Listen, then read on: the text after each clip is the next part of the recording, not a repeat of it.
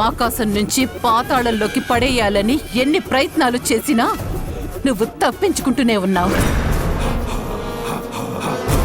ఇన్ని రోజులు నీ చేతిలో ఓడిపోయిన నేను గెలిచే సమయం వచ్చేసరికి నీ పక్కనున్న నీ పని మనుషుల వల్ల నా పరువు పోయింది.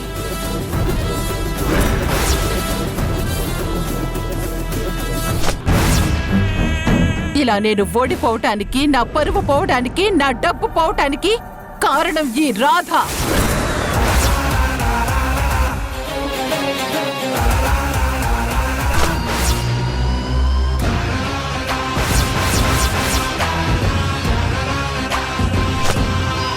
నిన్ను గెలవాలి అంటే ఈ రాధని దాటాలని అర్థమైంది. నా ఇంటికొచ్చి నా ఎదురుగా నాతో ఛాలెంజ్ చేస్తుందా? అందుకే ఈ రోజు నుండి నా టార్గెట్ ఈ రాధ.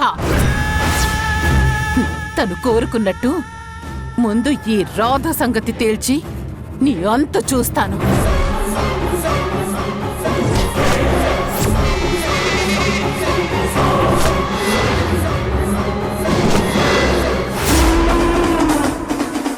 రోజులు లెక్క పెట్టుకో రాధా, నీ పతనం ప్రారంభమైంది. అనవసరంగా బ్రహ్మరాంబతో ఎందుకు పెట్టుకున్నాను భగవంతుడా అనుకుంటావు. నా కాళ్ళ దగ్గరికి వచ్చేలా చెయ్యకపోతే నా పేరు భ్రమరాంబే కాదు.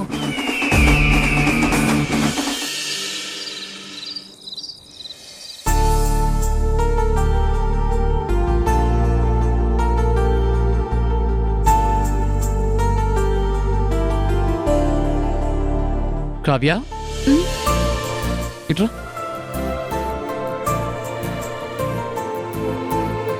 నువ్వెంతవరకు చదువుకున్నావు?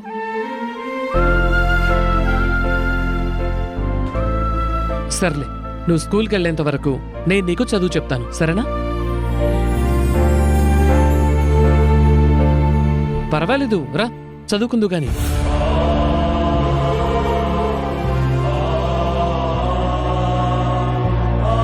అదేంటలా కింద కూర్చున్నావు? పైన కూర్చో. అయ్యో కావ్య, మనిద్దరం చదువుకుంటున్నాం కదా, అలా కూర్చుంటే నీకేమైనా డౌట్స్ వస్తే నేను ఎలా చెప్పగలను? చదువుకునే పిల్లల్లో ఇలాంటి ఫార్మాలిటీస్ ఉండకూడదు. మా స్కూల్లో ముందు మాకు అదే నేర్పిస్తారు, అందరూ సమానమని. చూడు, నువ్వు పైన కూర్చోకపోతే నేను కూడా కింద కూర్చుంటాను మరి. అయ్యో అయ్యో వద్దు సార్, నేనే పైన కూర్చుంటాను. నేను సార్ కాదు, నా పేరు రోషన్. నువ్వు రోషన్ అని పిలు.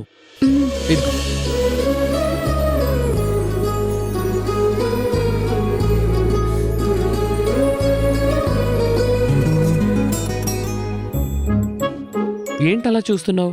చదువుకో. ఏమైనా డౌట్స్ ఉంటే నన్ను అడుగు. నాకు ఇంగ్లీష్ అర్థం కాదు, మాది తెలుగు మీడియం. అయ్యో అవునా? ఆయన డోంట్ వరీ, నేను నీకు నేర్పిస్తాను కదా.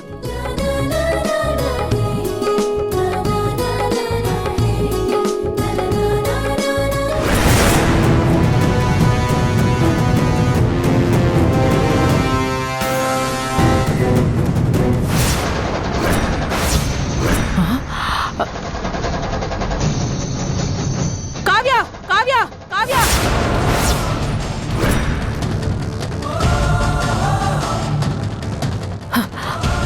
ఎంత ధైర్యమే నీకు? నా కొడుకు పక్కనే కూర్చుంటావా? నిన్ను మేడం,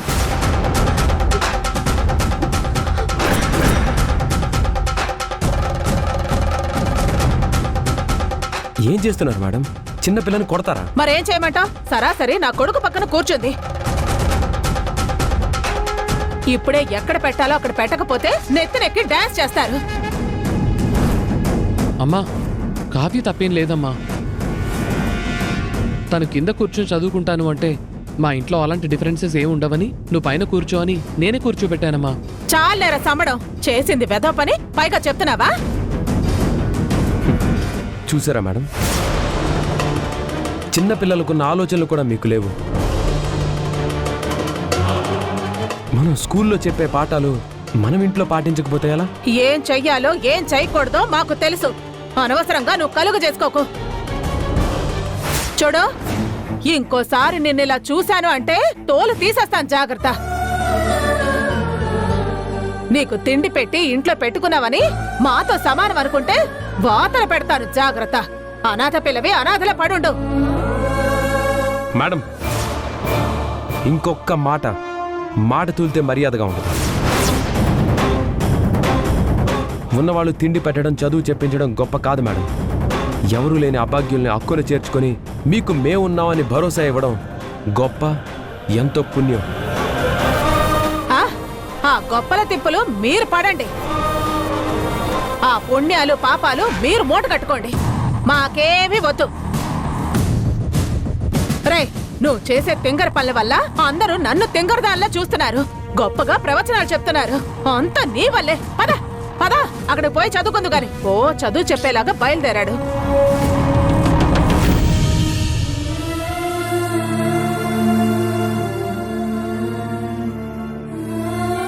ఏం భయపడక కావ్య, మేమంతా ఉన్నాం కదా.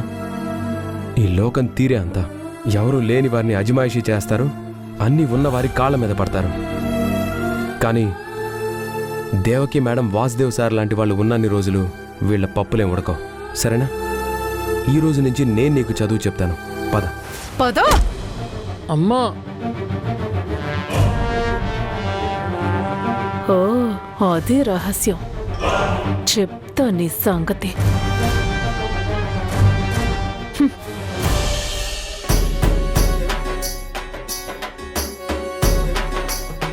మాధవి, అనయ్య, మాధవి, ఇచ్చు. మాధవి దేనికి దేవకి? రేపు పూజకు అన్ని ఏర్పాట్లు పూర్తయ్యాయో లేదో. ఈ మాధవి ఎక్కడుంది? పూజల గురించి మాధవికి ఏం తెలుసు చెప్పు. ఆ పనులన్నీ రాధకప్ప చెప్పావు కదా.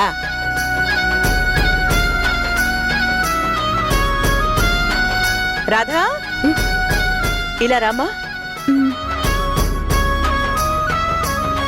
మేడం, రేపటి పూజకి ఎలాంటి ఇబ్బంది లేదు కదా?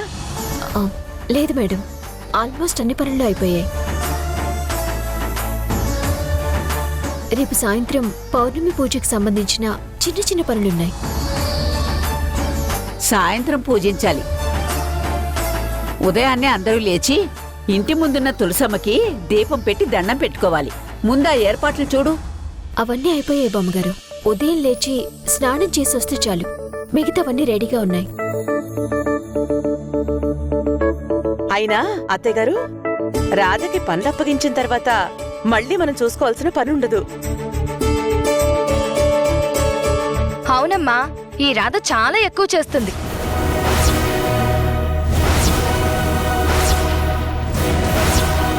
అదే అమ్మా, మనం చెప్పిన పనుల కంటే కూడా తను ఎక్కువ పనులు చేస్తుంది అని అంటున్నాను.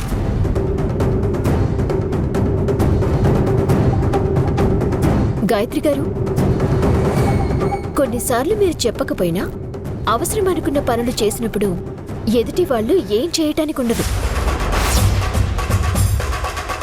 అవును రాధా, మనోహర్ కనిపించట్లేదు. భోంచేసి పడుకున్నాడా? బావగారు, మనోహర్ ఇందాకే కావ్యం తీసుకుని గదిలోకి వెళ్ళాడు.